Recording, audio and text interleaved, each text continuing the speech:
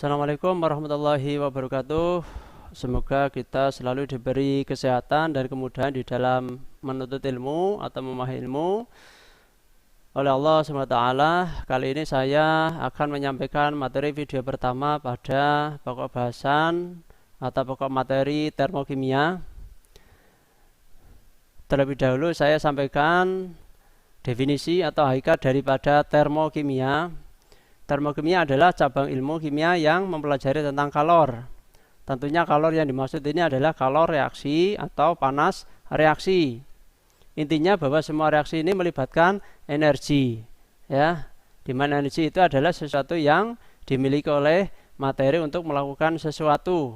Itu hakikat daripada materi pokok termokimia. Kita kenali dulu yang namanya sistem. Karena sistem ini yang menjadi pusat perhatian di dalam materi termokimianya, ya. Yang pertama adalah disebut sebagai sistem terbuka, yang kedua sistem tertutup, dan yang ketiga adalah sistem terisolasi. Sistem terbuka itu adalah sistem di mana terjadi pertukaran materi. Jadi keluar masuk kalor yang terjadi ini disebut sebagai sistem terbuka. Contohnya adalah ketika kita merebus air dalam wadah terbuka. Nah, ini disebut sebagai sistem terbuka. Jadi terjadi proses pertukaran materi keluar dan masuk seperti biasa. Yang kedua, sistem tertutup adalah hanya terjadi pertukaran materi satu arah saja. Contohnya merebus air dalam wadah tertutup. Dan yang ketiga adalah sistem terisolasi. Ini adalah sistem yang mana tidak terjadi pertukaran materi atau energi sama sekali. Contohnya seperti air di dalam termos. Jadi di dalam materi tersebut itu ada sekat. Nah, besarnya energi suatu zat itu tidak bisa diukur. Yang bisa diukur itu adalah perubahan energinya, ya, baik energi yang dilepaskan ataupun energi yang diserap. Energi yang dilepaskan itu disebut sebagai eksoterm, dan yang diserap itu disebut sebagai endoterm. Besarnya energi pada materi termokimia ini disebut sebagai entalpi. Simbolnya adalah H. H ini adalah singkatan dari heat content. Ini entalpi. Nah, kita masuk ke reaksi eksoterm dan endoterm. Nah, ini tadi sistem yang kita pelajari yang menjadi pusat perhatian daripada materi tersebut. Di bagian dalam ini adalah sistem dan di bagian luar itu adalah lingkungan. Apabila sistem itu melepaskan kalor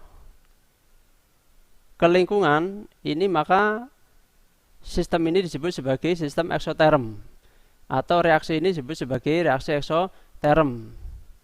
Kemudian jika sistem ini menyerap kalor dari lingkungan, maka disebut sebagai endoterm. Nah, ini keterangannya. Kita lihat diagram tingkat energinya. Misalkan kita mereaksikan CH4 dengan O2 menghasilkan CO2 dan H2O, ya, pembakaran sempurna dari CH4. CH4 plus O2 ini adalah reaktannya. Hasilnya atau produknya adalah CO2 plus H2O. Arah panah yang berwarna merah ini tolong disimak betul. Tanda panah ke bawah ini menunjukkan bahwa reaksi ini adalah eksoterm di dalam pemahaman diagram tingkat energi ini, ya, sehingga menghasilkan harga delta H-nya negatif. Kenapa negatif? Karena terjadi panas di sini, ya. Ketika terjadi pembakaran dengan oksigen maka akan menghasilkan panas, sehingga harga delta H-nya negatif. Maka diagram tingkat energi ini adalah menunjukkan reaksi eksoterm. Demikian untuk yang sebelah kanan ini gambar diagram tingkat energi dari H2O padat menuju H2O liquid. Misalkan adalah dari es menjadi cair. Nah, arah panah ke atas sehingga menghasilkan harga delta H positif. Ini menunjukkan bahwa reaksi ini adalah endoterm. Maka kalau kita memahami gambar diagram tingkat energi ini hanya tinggal melihat tanda panahnya ke bawah atau ke atas saja. Kalau ke bawah ini berarti eksoterm, kalau ke atas ini adalah endoterm. Biasanya untuk memudahkan lebih cepat adalah seperti itu. Kesimpulannya adalah bahwa reaksi eksoterm ini, eksoterm itu satu sistem lepas kalor atau panas. Kalau endoterm ini sistem menyerap kalor atau panas. Kemudian harga entalpinya, entalpi akhirnya itu lebih kecil daripada entalpi awal.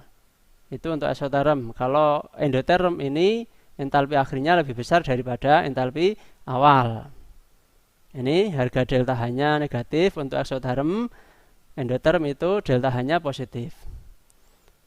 Nah, ini tadi untuk reaksi eksoterm ini tempat reaksinya panas. Ya, karena tadi pembakaran. Sementara endoterm ini tempat reaksinya menjadi dingin. Ciri khasnya seperti itu. Nah, yang kelima ini, reaksi eksoterm itu energi aktivasinya kecil. Ya, energi aktivasinya kecil. Sementara endoterm karena dia menyerap kalor, maka butuh energi aktivasi yang besar. Nah, kita singgung sedikit tentang energi aktivasi. Ya, untuk bisa dipahami lebih lanjut. Pengertian energi aktivasi, bahwa energi aktivasi adalah energi minimum yang diperlukan agar zat-zat bereaksi dapat berinteraksi dan bercampur. Jadi keterangannya adalah salah satu syarat agar reaksi itu dapat berlangsung adalah bahwa zat-zat bereaksi ini harus bercampur atau bersentuhan. Nah, ini salah satu syaratnya untuk bisa bereaksi. Kalau tidak dicampurkannya tidak akan terjadi reaksi. Kedua adalah apabila energi kinetik partikel itu tidak melampaui energi aktivasinya, ya maka reaksi itu tidak akan berlangsung. Pada dasarnya masing-masing materi atau masing-masing zat itu memiliki energi sendiri-sendiri, disebut sebagai energi potensial. Nah, energi potensial ini akan berubah menjadi energi kinetik apabila materi tersebut itu bersentuhan. Ketika bersentuhan, maka akan terjadi reaksi sehingga menimbulkan energi kinetik. Nah, itu apabila energi kinetiknya lebih besar dari energi aktivasinya, ya maka akan terjadi reaksi. Intinya begitu. Ini saya gambarkan seperti ini. Ya. Jadi gambaran dari diagram ini adalah reaksi ini cepat berlangsung apa lambat berlangsung. Intinya begitu. Yang garis lurus hitam, yang garis berwarna hitam ini adalah reaksi tanpa katalis. Jadi tanpa bantuan apapun dia bereaksi apa adanya. Ya, dia naik ke atas. Ini menunjukkan bahwa reaksi ini berjalan lambat karena tidak ada bantuan sama sekali untuk mereaksikan antara X dan Y. Misalkan seperti itu. Ya, sementara yang garis putus-putus warna merah ini ada bantuan katalis. Katalis ini adalah zat yang dipakai untuk mempercepat terjadinya reaksi sehingga berjalan cepat. Namun katalis tersebut itu tidak ikut bereaksi, hanya dipakai untuk mempercepat saja. Kita lanjut. Nah, kita pahami energi dalam, definisinya adalah energi, semua bentuk energi kinetik dan potensial dalam suatu sistem. Jadi energi dalam itu melibatkan energi kinetik dan energi potensial. Kalau dalam materi fisika itu sebagai energi mekanik. Ya, penjumlahan energi potensial dan energi kinetik. Kalau dalam kimia ini disebut sebagai energi dalam. Nah, rumusnya adalah delta E sama dengan Q plus W. Keterangannya ini, delta E-nya adalah perubahan energi dalam, Q-nya adalah kalor yang diserap atau dilepas, dan W-nya adalah kerja yang dilakukan atau yang diterima. Nah, ini yang harus dipahami adalah ini.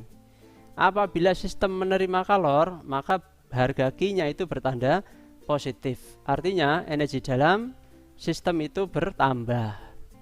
Kemudian jika sistem itu menyerap kalor, ya, ini harga Q-nya bertanda negatif. Artinya energi dalam sistem itu berkurang.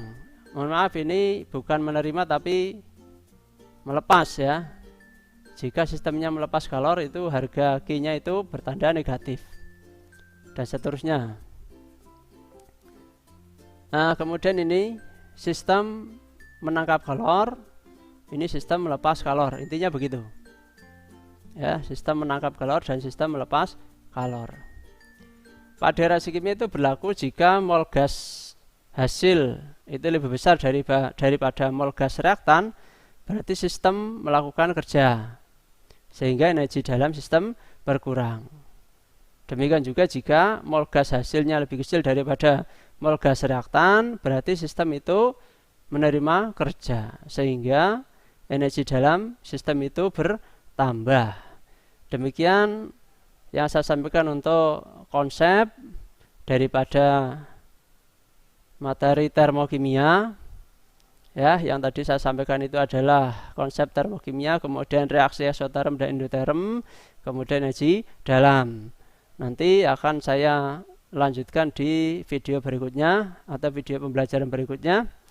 Ada kurang lebihnya minta maaf. Selalu semangat di dalam belajar, selalu semangat di dalam membaca-baca buku yang berkaitan dengan materi yang saya sampaikan ini. Kurang lebihnya minta maaf. Saya akhiri. Assalamualaikum warahmatullahi wabarakatuh.